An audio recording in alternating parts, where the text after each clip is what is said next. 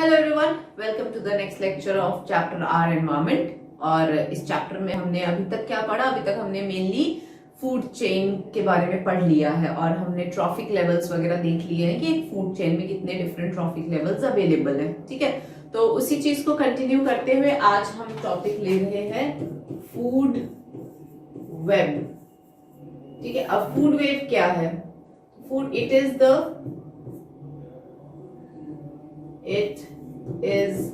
the interconnected network of food chain। ठीक है, जो फूड चेन होता है वो आपस में जब एक दूसरे से बिल्कुल उलझ जाते हैं या इंटरकनेक्टेड होते हैं, then they form this food web. यानी बहुत सारे फूड चेन जब आपस में कंबाइन हो जाते हैं तो फूड वेब बनता है। और वैसे भी नेचर में रियलिस्टिकली भी देखें तो फूड चेन अकेला थोड़े ऑपरेट होगा, फूड वेब थोड़ा सा रियलिस्टिक लगता है। ठीक है, सो ये तो हो गया आपका डेफिनेशन। और इट प्रोवाइड्स, इसके फायदे ये हैं कि it provides alternate option of food availability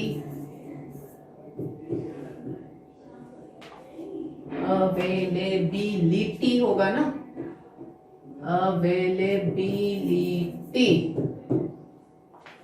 provides alternate option of food availability to the organisms, promote energy flow in a healthy manner। बहुत अच्छे तरीके से एनर्जी फ्लो हो पाता है। ठीक है, तो एनर्जी फ्लो बहुत सही तरीके से हो जाता है। So promote energy flow in a healthy manner. तो these are the advantage of food web. Okay, तो फूड वेब क्या है? फूड चेन का इंटरकनेक्टेड नेटवर्क।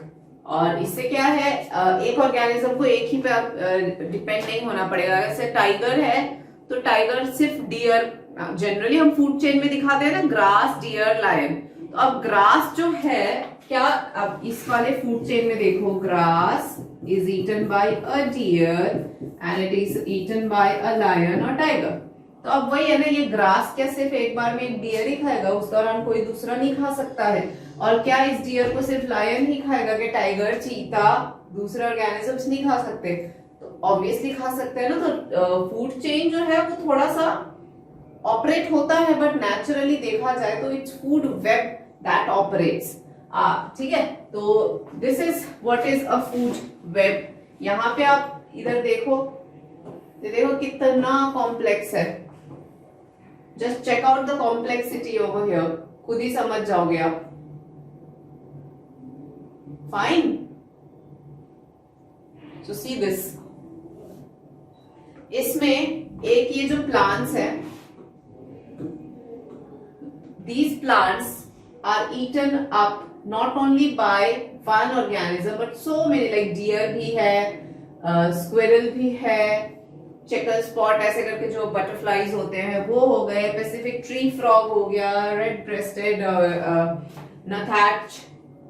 तो इस तरीके ये बर्ड है, मतलब आप तो बर्ड समझ लो। अब ये इन सब ने मिलके प्लांट खाया, फिर इन सब को खाने वाले बहुत हैं। जैसे ये बटरफ्लाई को देखो, इसको खाने वाला ये लिजर्ड भी है, ये बड़े क्रोज भी हो गए, ये जैक रैबिट भी हो गया। इस तरीके से एक ऑर्गेनिज्म को खाने वाले बहुत सारे हैं। जैसे ये डगलस स्क्विरल है, इसको कितने ऑर्गेनिजम्स खा सकते हैं। तो ऑल्टरनेट ऑप्शन आ गया ना, देख रहे हैं कितना इंटरकनेक्टेड नेटवर्क है यहाँ पर। So this is your producers, producer को खाने वाले प्राइमरी कंज्यूमर, प्राइमरी कंज्यूमर को खाने वाले सेकेंडरी कंज्यूमर, एंड सेकेंडरी को खाने वाला टर्शरी कंज्यूमर। राइट, तो आप बस ये देखो कि एक को खाने वाले कितने सारे। तो इट्स नॉट दैट कि एक को खाने वाला कोई एक ही अवेलेबल है।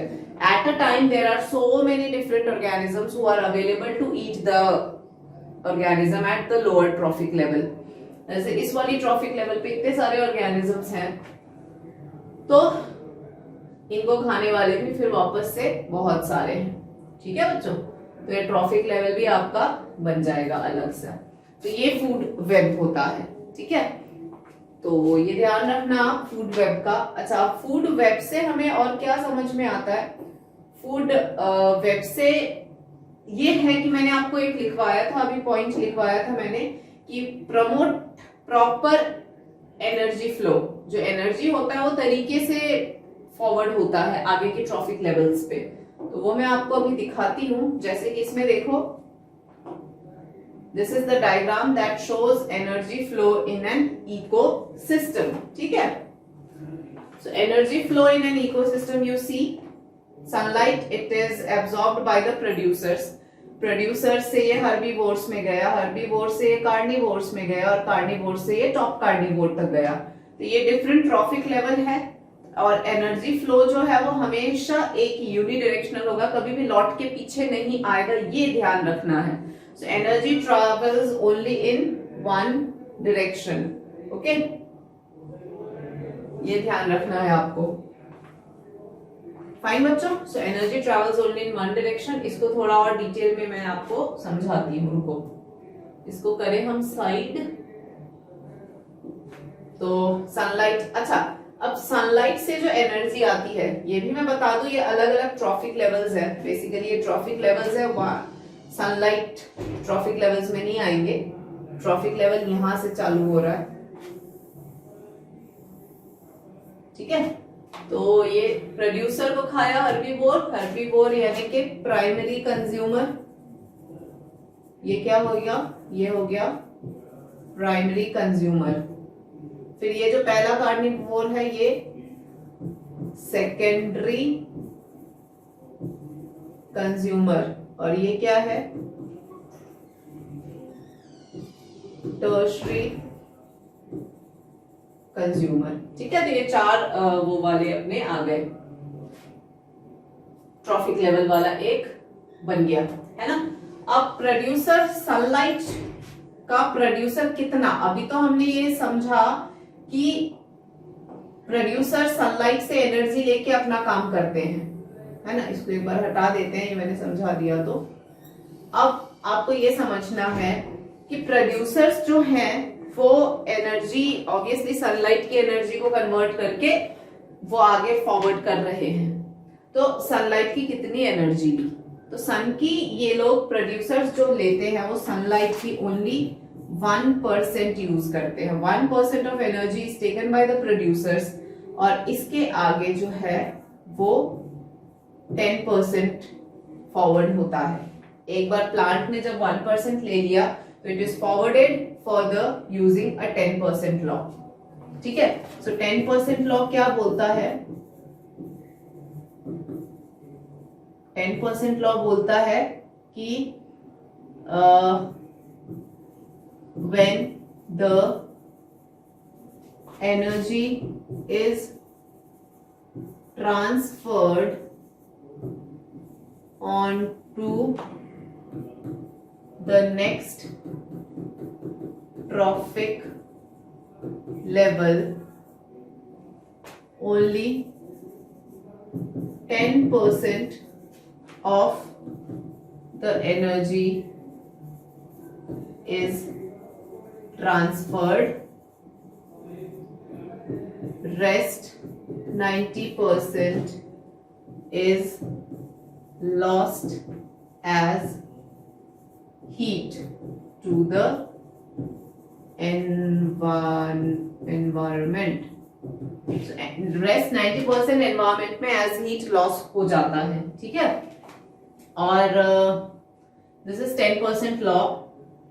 Also energy flow in an ecosystem is always unidirectional. ठीक है, एक ही डायरेक्शन में ये आगे जाता है। फाइन, तो ये 10% लॉ है। अब थोड़ा सा डिटेल में हम 10% लॉ को समझते हैं, ठीक है। तो यहाँ पे देखो आप, यहाँ पर सन का जैसे कि फर्स्ट ट्रॉफिक लेवल प्रोड्यूसर है, तो इसलिए यहाँ पर it can use only 1% of sun's energy. अब 1% जैसे फॉर एग्जांपल ये मान लो इसके पास 10,000 जूल है एनर्जी, तो इसका सिर्फ 1% ट्रांसपोर्ट यहाँ होगा। 1% यानी कि कितना हो जाएगा 100 जूल, ठीक है।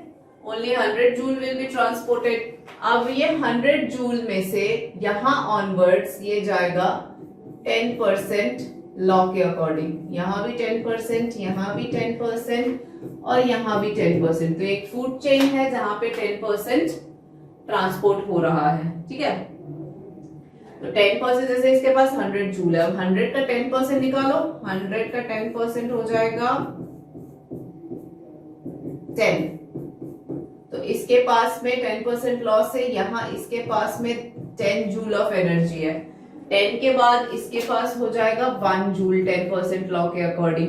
1 जूल ही होगा ना, 10/100 इंटू 10, 1 जूल। और इधर आ जाएगा इसके पास, तो बेचारे के पास में हो जाएगा 0.1 जूल। अब आप ये देखो, तो 10% लॉ के हिसाब से आप देखो, तो जैसे आप 1 2 3 4 ट्रॉफिक लेवल वाला ये वो है, क्या है, फूड चेन है। 10% लॉ वाले से देखो तो आगे के लिए एनर्जी कितनी सी बची 0.1, कितना ही होता है बताओ। So it's very less energy is left. तभी अगर आपसे पूछा जाएगा कि why food chain is not having any 6 और 7 ट्रॉफिक लेवल, तो आपको यही आंसर देना होगा कि एनर्जी फ्लो फूड चेन के अंदर जब होता है ट्रॉफिक लेवल्स में, तो वो 10% लॉ फॉलो करता है। और 10% लॉ के अकॉर्डिंग अगर हम देखें तो क्या है, तो एनर्जी बचती नहीं आगे की ट्रॉफिक लेवल्स के लिए। तो सिंस एनर्जी बचती नहीं है तो ऑब्वियस सी बात है ट्रॉफिक लेवल्स कैसे ज्यादा होंगे। व्हाट डू यू से चिल्ड्रन? आई होप आप समझ रहे हो मैं क्या कह रही हूँ।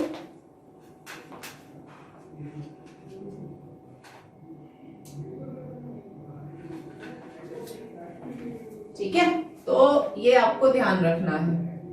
इसको मैं थोड़ा मोटा कर दूं जो आपको आराम से दिखे। 1%, यहाँ ऑनवर्ड्स 10%, 10 जूल, ये 10% लॉ, तो इसके पास में 1 जूल ही जाएगा और इसके पास में 0.1 joule. This is again a 10% law. यहाँ पर भी 10% लॉ चलेगा। ठीक है, आपको दिख रहा है बच्चों अच्छे से? प्लांट में आया ओनली 1%। फाइन, तो इस तरीके से ऑपरेट करता है नेचर में। ये तो चलो डिकम्पोज हो गए, डेड वेड हो गए, तो उसके बाद में जो एनर्जी वो होती है, तो भी most of the energy is lost as heat. ये देख रहे हो आप? तो 10% ही आगे गया, रेस्ट 90% जो है वो एज हीट वो लूज हो जाता है। ठीक है, एक तो ये आपको कैलकुलेशन भी आ सकते हैं एग्जाम्स में कि सन की एनर्जी इतनी थी, प्लांट को कितनी मिली, तो ये कैलकुलेशंस भी आएंगे। तो मैंने प्रॉपर कैलकुलेशन से आपको यहाँ समझा दिया है। Do it in the same way if you are given this question in exam. ठीक है, तो ये तो एनर्जी फ्लो हो गया। अच्छा, इसमें एक और प्रॉब्लम ये आ जाती है, सिंस मैंने आपको बताया कि एनर्जी फ्लो इज ऑलवेज, ये जो फ्लो ऑफ एनर्जी है ये हमेशा क्या होता है, यूनी डायरेक्शनल होता है, यानी कि वापस नहीं आ सकता एक बार गया हुआ एनर्जी। तो इसमें कभी कभार क्या होता है, एक बहुत बड़ी प्रॉब्लम हो जाती है कि आजकल ये जो पेस्टिसाइड्स वगैरह होते हैं ना बच्चों, ये खूब, जैसे ये प्लांट को ग्रो करना है, ये क्रॉप प्लांट को ग्रो करने के लिए लोग खूब पेस्टिसाइड, इंसेक्टिसाइड, सारे केमिकल्स यहाँ पे इस पे डालेंगे। अब वो केमिकल्स ऐसे होते हैं कि वो ना डिग्रेड नहीं होते हैं। ओके, और सिंस वो केमिकल डिग्रेड नहीं होते हैं तो ये same chemical as it is यहाँ आ जाता है, और फिर इसको जो खाता है तो same chemical as it is यहाँ आ जाते हैं, और फिर ये एज इट इज यहाँ आ जाता है, क्योंकि ये ऐसे केमिकल्स होते हैं जो डिग्रेड नहीं हो सकते, और सिंस ये डिग्रेड नहीं हो सकते तो उस जिस भी ऑर्गेनिज्म वो chemical as it is trophic levels में पास ऑन होता चला जाता है। और सरप्राइजिंग बात यह है कि जो सबसे टॉप वाला का वो होता है ना खाने वाला, वहां जाके एक्यूमुलेट होता है। क्यों? क्योंकि मैंने कहा कि केमिकल स्टार्ट यहां से हुआ, क्योंकि खूब सारे इंसेक्टिसाइड पेस्टिसाइड सारे केमिकल्स डाल के यहां से स्टार्ट करेंगे। अब वो केमिकल इसमें गया, ठीक है, अब केमिकल ऐसा है जो कि डिग्रेड नहीं होता, इसमें चला भी गया ना तो ये नहीं कि पच गया होगा, खत्म हो गया होगा, डाइजेस्ट हो गया होगा, नो, एज इट इज इसमें वो केमिकल बैठा रहता है। फिर जब ये इसको ये जो भी ये लार्वा है इसको जब बर्ड्स खाते हैं तो वही केमिकल प्लांट से देखो एज इट इज बर्ड में गया, एज इट इज, कोई उस कुछ भी नहीं होगा। फिर यही बर्ड को जब बड़े बर्ड्स खाते हैं इनको, तो वो केमिकल सबसे ज्यादा जो हाईएस्ट ट्रॉफिक लेवल पे जो केमिकल्स होते हैं, हाईएस्ट ट्रॉफिक लेवल्स पे जो ऑर्गेनिज्म होते हैं ना, वहां जाके एक्यूमुलेट होते हैं। क्यों? क्योंकि उसके आगे अब उनको खाने वाला कोई नहीं है, तो हमेशा ये केमिकल वहीं जाके एक्यूमुलेट होता है। और ये इस वाले प्रोसेस को हम कहते हैं, we call this process bio magnification.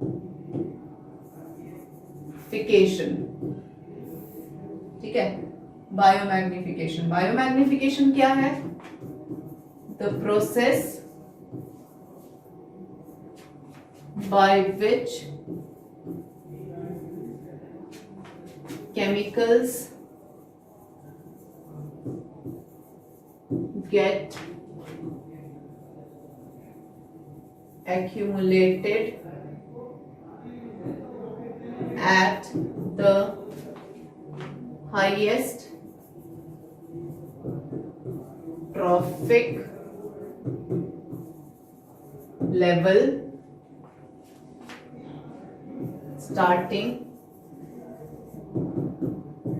from the producers।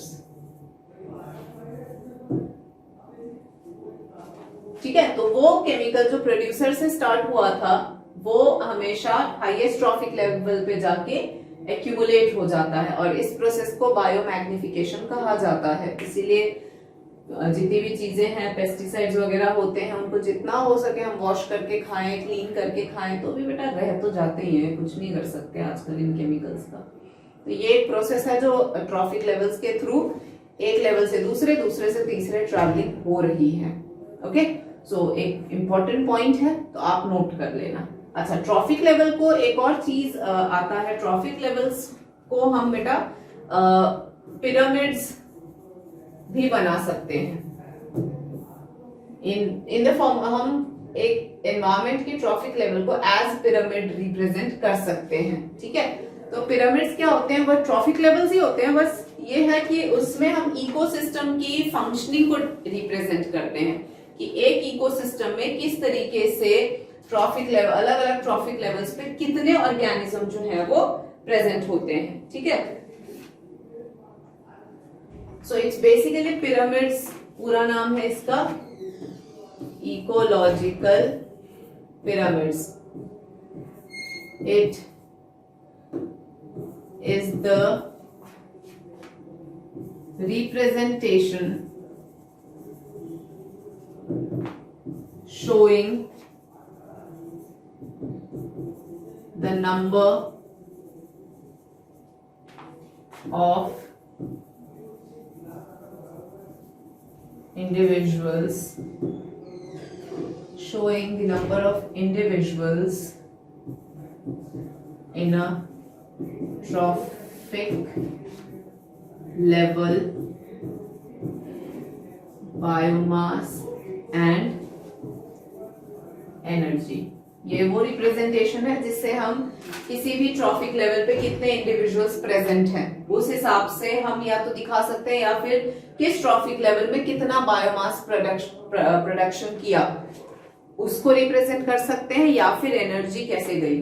तो देखो ये हमेशा 3 तरह के पिरामिड्स होते हैं। पिरामिड ऑफ नंबर, एक होता है पिरामिड ऑफ बायोमास, और एक होता है पिरामिड ऑफ एनर्जी। ठीक है, तो ये अलग अलग पिरामिड्स हो गए। ठीक है, तो जैसे पिरामिड ऑफ एनर्जी तो हमेशा यूं होंगे, मान लो हम तीन ट्रॉफिक लेवल्स वाला फिलहाल ले रहे हैं, तो ये हमेशा एनर्जी यूं ही जाएगा और एनर्जी जैसे जैसे ऊपर जाएगा कम होता जाएगा। तो पिरामिड ऑफ एनर्जी तो हमेशा ट्रॉफिक लेवल्स पे ऐसे ही रहेगा। सो पिरामिड ऑफ एनर्जी हमेशा ऐसे अपराइट ही रहेगा, क्योंकि एनर्जी धीरे धीरे कम होता जाता है, तो हमेशा ये इसीलिए यूं स्टीप रहेगा, अपराइट रहेगा। अच्छा, पिरामिड ऑफ नंबर और पिरामिड ऑफ बायोमास, इसका थोड़ा सा कॉन्सेप्ट थोड़ा डिफरेंट रहेगा। ठीक है, मतलब जैसे कि फॉर एग्जांपल एक पेड़, एक 3 ट्रॉफिक लेवल का मैं पिरामिड बनाती हूं। ठीक है, 1 2 3, तो दिस इज T1 T2 और T3। तो ये ट्रॉफिक लेवल है, T का मतलब यहाँ पर मैंने ट्रॉफिक लेवल है। तो अब ये कब हो सकता है? ये तब हो सकता है जब जो पिरामिड है उसमें नंबर्स के हिसाब से, जैसे कि बहुत सारे ग्रासेस हैं, है ना, और उनको खाने वाले मान लो जो डियर है, अब ग्रासेस जो है वो 1000 है फॉर एग्जांपल, उनको खाने वाले जो है प्रोड्यूसर्स वो मान लो 500 है, तो कम होते गए ना, और इन प्राइमरी कंज्यूमर को खाने वाले सिर्फ 200 हैं, तो कम होता गया। लेकिन पिरामिड ऑफ नंबर कभी कभार इन्वर्टेड, तो ऐसे केसेस में ये अपराइट पिरामिड बनेगा। ओके, और कभी कभार पिरामिड जो है वो ऐसा भी जा सकता है, पिरामिड जो है वो इन्वर्टेड भी जा सकता है। मान लो जैसे कि ट्री एक ही है, नो ऊपर लिख दिया मैंने, मान लो जैसे ट्री एक ही है, उस एक ट्री पे मान लो 100 बर्ड्स हैं, मान लो ट्री तो है एक, उस एक पेड़ पे बहुत बड़ा पेड़ है, तो उस एक पेड़ पे 100 बर्ड्स हैं, और उन बर्ड्स में रहने वाले मान लो मिलियंस ऑफ पैरासाइट, मतलब इतने ले लो, तो ये पैरासाइट्स हैं। तो अब नंबर वाइज देखें तो ये उल्टा जाएगा ना, एक ही पेड़ है, 100 बर्ड्स हैं और ये इतने सारे हैं। ऐसे पिरामिड को हम कहते हैं इन्वर्टेड पिरामिड। कहने का मतलब आप एक इकोसिस्टम में ट्रॉफिक लेवल्स को पिरामिड के फॉर्म में भी रिप्रेजेंट कर सकते हो अकॉर्डिंग टू देयर नंबर्स। तो नंबर जैसा होगा उस हिसाब से आप पिरामिड की साइज ले सकते हो। जैसे कि अगर प्रोड्यूसर्स का नंबर ज्यादा है ट्रॉफिक लेवल में, तो वो बड़ा सा, वो बड़ा आ गया, उससे थोड़ा कम है तो थोड़ा छोटा हो गया, और उससे और कम है तो और छोटा हो गया। लेकिन इन्वर्टेड भी जा सकता है। और यहाँ देख रहे एनर्जी के फॉर्म में समझ लो, एनर्जी हमेशा ऊपर जाते हैं, 10% लॉ से कम ही होता चला जाता है ना, तो छोटा होता चला गया, सीधा सा लॉजिक। और ये कभी इन्वर्टेड हो ही नहीं सकता, क्योंकि मैंने आपको सिखाया है यूनिडायरेक्शनल फ्लो ऑफ एनर्जी होता है, कभी भी दूसरे डायरेक्शंस हो ही नहीं सकते। तो pyramid of number can be either upright और इन्वर्टेड, जैसे कि आप केस देख रहे हो। Same happens in pyramid of biomass also. अब जैसे कि यहां पर पिरामिड ऑफ बायोमास, अगर इसी चीज को मैं बनाऊं तो ये वापस वहां जाके ये अपराइट हो जाएगा। क्यों? क्योंकि एक पेड़ का जो बायोलॉजिकल प्रोड्यूस है, बायोमास क्या होता है? The biological products that are organic substances made by the living beings. तो लिविंग बींग्स ने जो ऑर्गेनिक सब्सटेंसेस बनाया है वो बायोमास हो गया। ठीक है, तो अब पेड़ जो फोटोसिंथेसिस करके जो बायोमास बनाएगा, तो ये 100 बर्ड्स भी मिला दो तो ये एक पेड़ का बायोमास की ये बराबरी नहीं कर सकता, समझ रहे हो? एंड पैरासाइट्स तो क्या ही करेगा, मोस्टली माइक्रोस्कोपिक से तुच्छे से होते हैं। तो यही चीज को अगर इसी चीज को मैं बायोमास में रिप्रेजेंट करूं तो ये पिरामिड जो है वो ऐसे आ जाएगा, क्योंकि पेड़ का बायोमास हमेशा ज्यादा, बैनियन ट्री ले लो बहुत बड़ा, फिर उसके बाद बर्ड्स का बायोमास होगा और फिर पैरासाइट्स का बायोमास होगा। इस तरीके से बायोमास अपराइट हो जाएगा। तो नंबर के हिसाब से ऐसा चला जाएगा, बट बायोमास के हिसाब से यूं आ जाएगा। तो यानी कि biomass pyramid of number and biomass they can B upright और इन्वर्टेड। इन्वर्टेड पिरामिड, ये जैसे कि ये तो हो गया अपराइट। तो यहाँ पे आप साइज देखो, कहने का मतलब एक बैनियन ट्री जो यहाँ से लेके बिल्कुल मतलब 100-200 बड़े पेड़ों के बराबर एक बैनियन होता है, उसके आगे क्या बिसात किसी की, ऐसा। अच्छा, pyramid of biomass can be inverted also. ऐसा कब होगा? ऐसा इन्वर्टेड तब हो जाएगा जब एक्वेटिक इकोसिस्टम में ऐसा हो सकता है, क्योंकि यहां पर जो फाइटोप्लैंक्टन्स होते हैं उनका बायोमास नंबर वाइज तो phytoplanktons are always more, but biomass production जो देखें तो माइक्रोस्कोपिक बायोमास की कितनी सी ही होगी वो बायोमास प्रोडक्शन। तो बायोमास प्रोडक्शन उनका बहुत ही कम होता है, ठीक है।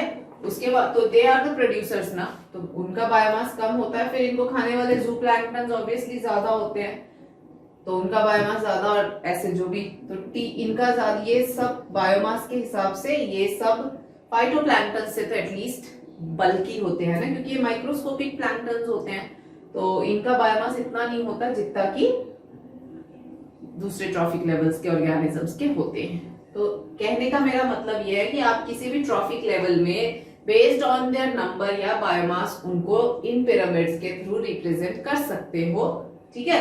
और pyramid of number and pyramid of biomass जो है वो या तो अपराइट भी जा सकता है, इन्वर्टेड भी जा सकता है, डिपेंड्स अपॉन उनकी क्वांटिटी कितनी है। लेकिन पिरामिड ऑफ एनर्जी जो है वो हमेशा अपराइट रहेगा, remains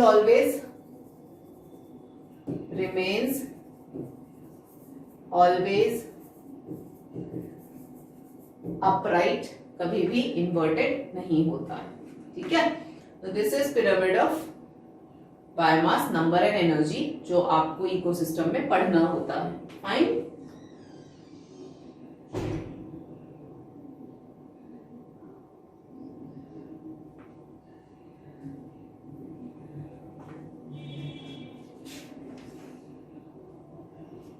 नेक्स्ट टॉपिक यहां से लेते हैं हम लोग, how are activities get the environment disturbed, है ना। तो हमारी एक्टिविटीज कैसे एनवायरमेंट को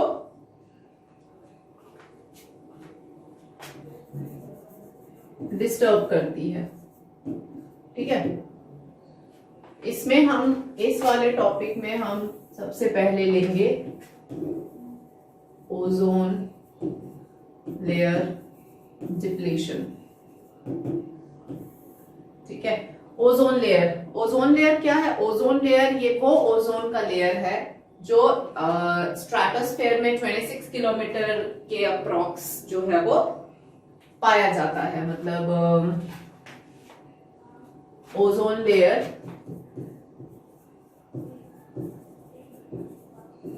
is found in stratosphere layer. Atmosphere के जो लेयर्स होते हैं उसमें स्ट्रेटोस्फेयर जो 20 से 26 किलोमीटर का जो रेंज होता है उसमें पाया जाता है, ठीक है। एंड इसकी थिकनेस कुछ 3 मिलीमीटर की होती है। और क्या काम करता है? फिल्टर्स द हार्मफुल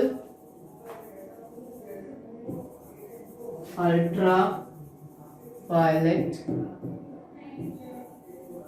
रेडिएशंस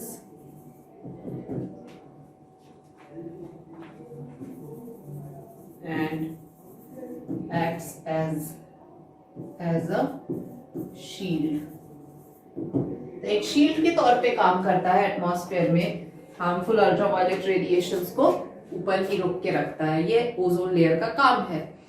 अब ओजोन लेयर, अब ये बच्चों वाले हो गए कि अल्ट्रावायलेट रेडिएशंस को जो है वो ओजोन वो फिल्टर करता है, तो ये बच्चों वाले ही हो गए एक तरीके से।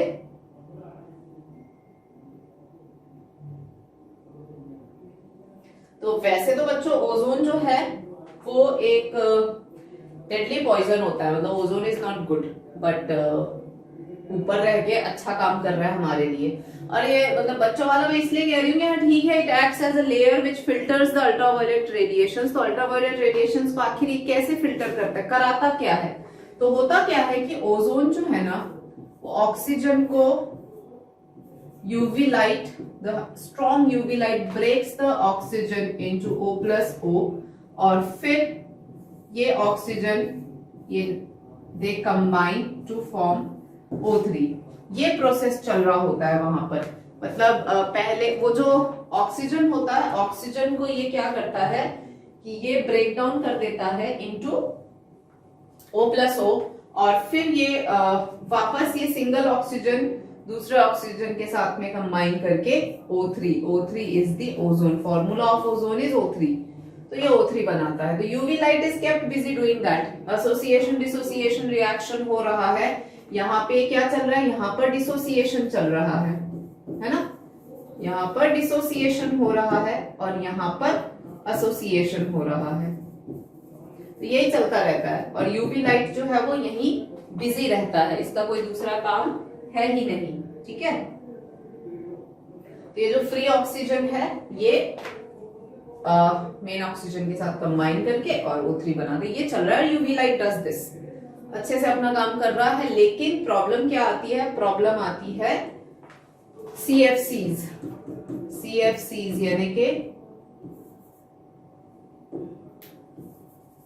क्लोरोफ्लोरोकार्बन्स। ठीक है, क्लोरोफ्लोरोकार्बन्स जो होते हैं, जो पाए जाते हैं एसीज में, रेफ्रिजरेटर्स में, इनमें CFCs होते हैं। जितनी भी कूलेंट्स होती है ना, कूल करने वाली चीजें, उनमें पाया जाता है, मोस्टली फाउंड इन कूलेंट्स। अब कूलेंट्स में रेफ्रिजरेटर हो गया, AC हो गया, इन सब में जरूर से पाया जाता है।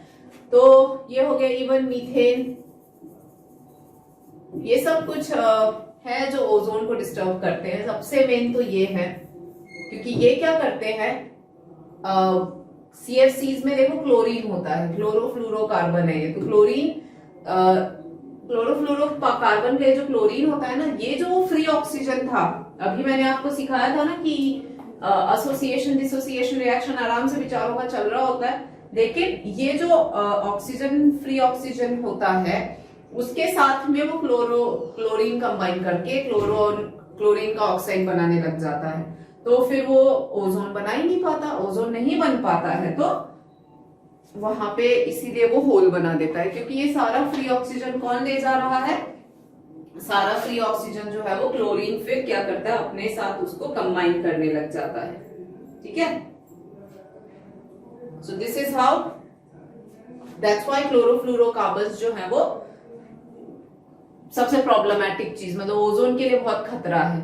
तो ओजोन लेयर अगर वहां से हट गया तो सारा यूवी लाइट अर्थ पे आएंगे, and cancer and all that stuff जो है वो सारा होना स्टार्ट हो जाएगा। और अभी एंटार्क्टिका के ऊपर तो बहुत अच्छा खासा ओजोन होल डिस्कवर हुआ भी है। ठीक है, सितंबर 2003 में बहुत बड़ा सा होल डिस्कवर हुआ है और बढ़ता ही जा रहा है। तो अगर ये ओजोन की लेयर हट गई तो सोचो अर्थ पे जीना मुश्किल भी हो जाएगा। तो जितने भी ये कूलेंट्स हैं, एसीज है, रेफ्रिजरेटर्स हैं, इनको कंट्रोल करने पड़ेंगे। कभी कभी मैं भी सोचती हूँ मैं अपने घर का AC बंद कर दूं, फिर मुझे लगता है मेरे अकेले के करने से क्या होगा, होता ही है ना। तो ऐसा अगर हम सब सोचे तो जरूर होगा, राइट। और दुनिया ने भी सोचा पहले इसके लिए। देखो united nation environmental programme start हुआ था 1987 में, जहां पे सारे कंट्रीज ने decided to use CFC free refrigerators, क्योंकि जरूरी है। और जितने भी रेफ्रिजरेटर एसी मैन्युफैक्चरर्स होते हैं, इन सबको ये हिदायत दी भी जाती है कि आप जो बनाओ तो एक लिमिट ध्यान रखना होता है। बियॉन्ड परमिसिबल लिमिट अगर जाएगा तो खतरा है, तो दिक्कत आती है। तो ozone is a very important layer, ozone layer. अगर वो हट गया तो harmful ultraviolet radiations will penetrate the ozone, obviously they'll penetrate and they'll reach the earth and cause unwanted diseases। ठीक है, तो सर्वाइवल अर्थ पे फिर डिफिकल्ट हो जाएगा। तो इसीलिए जितना कम पोल्यूशन होए उतना बेटर है। ठीक है, तो ऐसे करके हम सिर्फ सीएफसीज ही नहीं या फिर सिर्फ ओजोन लेयर को ही नहीं खतरा पहुंचा रहे हैं, हम तो ओवरऑल पूरा एनवायरमेंट को कैसे खतरा पहुंचा रहे हैं। दिल्ली की एयर क्वालिटी देख लो आप, क्या हालत हो रखी है। तो एवरीवेयर वाटर पोल्यूशन देखो किस लेवल तक पहुंच गया। तो everywhere human activities have disturbed the whole scenario, right. आपका एक और लास्ट टॉपिक है managing the garbage that we produce. ये भी एक प्रॉब्लम है, managing the garbage that we produce. तो गार्बेज मैनेजमेंट देखो, गार्बेज में दो तरह के वेस्ट आते हैं। वेस्ट दो तरह के हैं, एक तो है बायोडिग्रेडेबल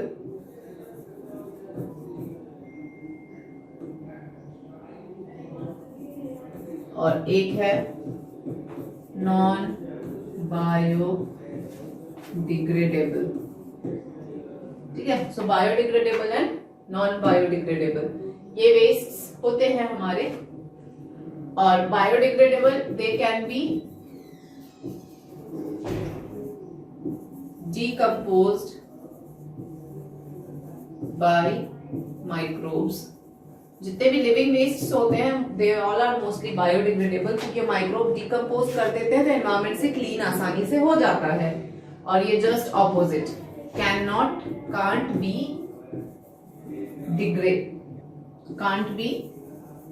डिग्रेडेड बाय माइक्रोब्स। ठीक है, तो ये है, ये इन वेस्ट को देखो प्रॉपर्ली डंप करना चाहिए। So we should properly dump the waste in the sense segregation बहुत जरूरी है।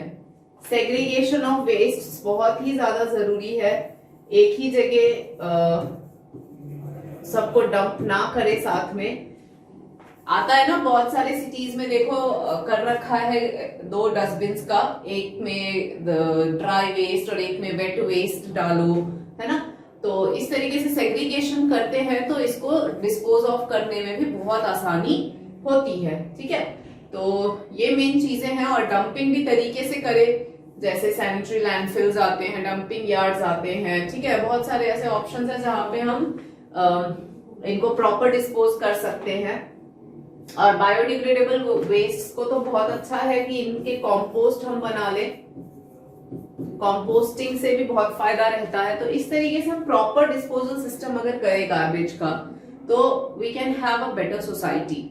तो आर एनवायरमेंट चैप्टर में यही है बेटा मेन।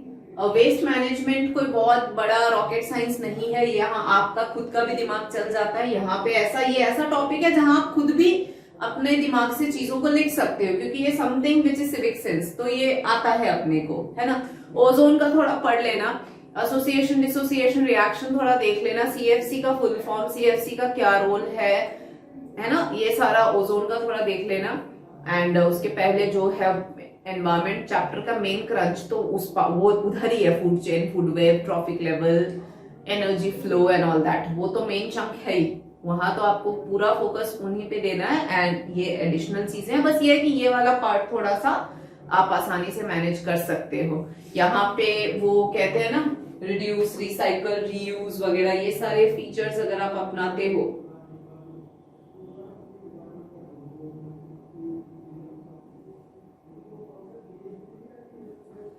तो भी बहुत फायदा है। यहाँ पे नॉन बायोडिग्रेडेबल वेस्ट जो होते हैं ना, जैसे कि प्लास्टिक वेस्ट वगैरह, बहुत ही हैवॉक क्रिएट करते हैं बच्चों। तो आजकल है एक आया है माइक्रोब जो प्लास्टिक को भी डिग्रेड कर सकता है। ठीक है, तो देखते हैं वो कितना काम का है, बट एज ऑफ नाउ ये बहुत प्लास्टिक वेस्ट कितना है वो क्रिएट करता है। कई स्टेट्स ने तो प्लास्टिक्स बैन भी कर दिए हैं, है ना। तो यही है बेटा इस चैप्टर में। Now just read the chapter and I think I am done with the chapter also.